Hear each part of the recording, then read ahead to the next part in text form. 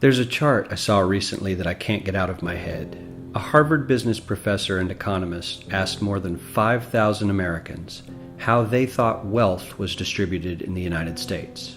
This is what they said they thought it was. Dividing the country into 5 rough groups of the top, bottom, and middle 3 20% groups, they asked people how they thought the wealth in this country was divided. Then he asked them what they thought was the ideal distribution. And 92%, that's at least 9 out of 10 of them, said it should be more like this. In other words, more equitable than they think it is. Now that fact is telling, admittedly, the notion that most Americans know that the system is already skewed unfairly. But what's most interesting to me is the reality compared to our perception. The ideal is as far removed from our perception of reality as the actual distribution is from what we think exists in this country. So ignore the ideal for a moment. Here's what we think it is again. And here is the actual distribution. Shockingly skewed. Not only do the bottom 20% and the next 20%, the bottom 40% of Americans barely have any of the wealth. I mean, it's hard to even see them on the chart. But the top 1% has more of the country's wealth than 9 out of 10 Americans believe the entire top 20% should have. Mind-blowing. But let's look at it another way, because I find this chart kind of difficult to wrap my head around. Instead, let's reduce the 311 million Americans to just a representative 100 people. Make it simple. Here they are: teachers, coaches, firefighters, construction workers, engineers, doctors, lawyers, some investment bankers, a CEO, maybe a celebrity or two. Now let's line them up according to their wealth. Poorest people on the left, wealthiest on the right, just a steady row of folks based on their net worth. We'll color code them like we did before based on which 20% quintile they fall into.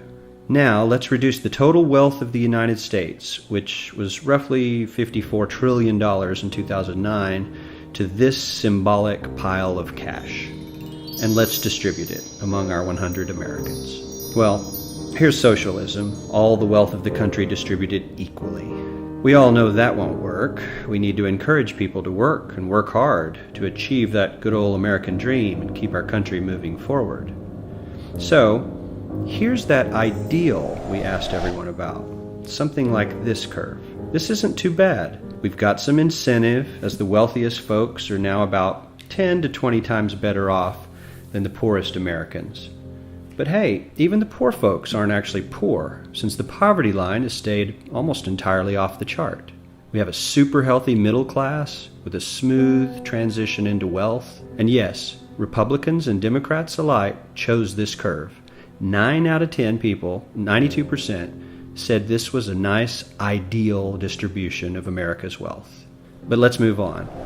This is what people think America's wealth distribution actually looks like. Not as equitable, clearly, but for me, even this still looks pretty great.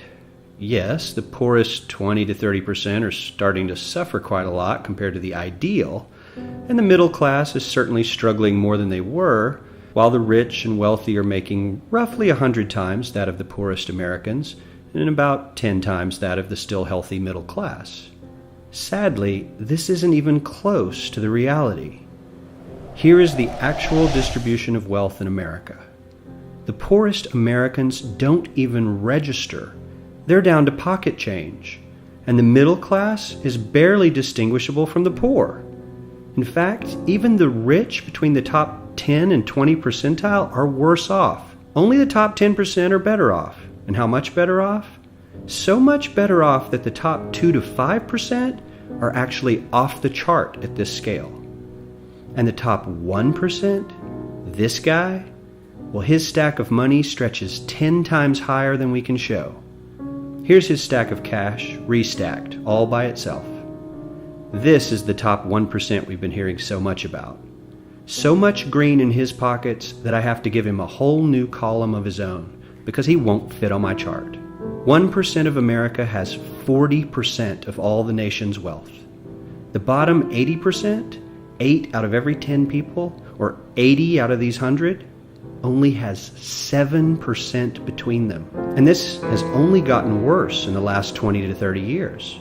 While the richest 1% take home almost a quarter of the national income today, in 1976 they took home only 9%, meaning their share of income has nearly tripled in the last 30 years. The top 1% own half the country's stocks, bonds, and mutual funds. The bottom 50% of Americans own only 0.5% of these investments, which means they aren't investing. They're just scraping by. I'm sure many of these wealthy people have worked very hard for their money, but do you really believe that the CEO is working 380 times harder than his average employee? Not his lowest paid employee, not the janitor, but the average earner in his company. The average worker needs to work more than a month to earn what the CEO makes in 1 hour. We certainly don't have to go all the way to socialism to find something that is fair for hardworking Americans. We don't even have to achieve what most of us consider might be ideal. All we need to do is wake up and realize that the reality in this country is not at all what we think it is.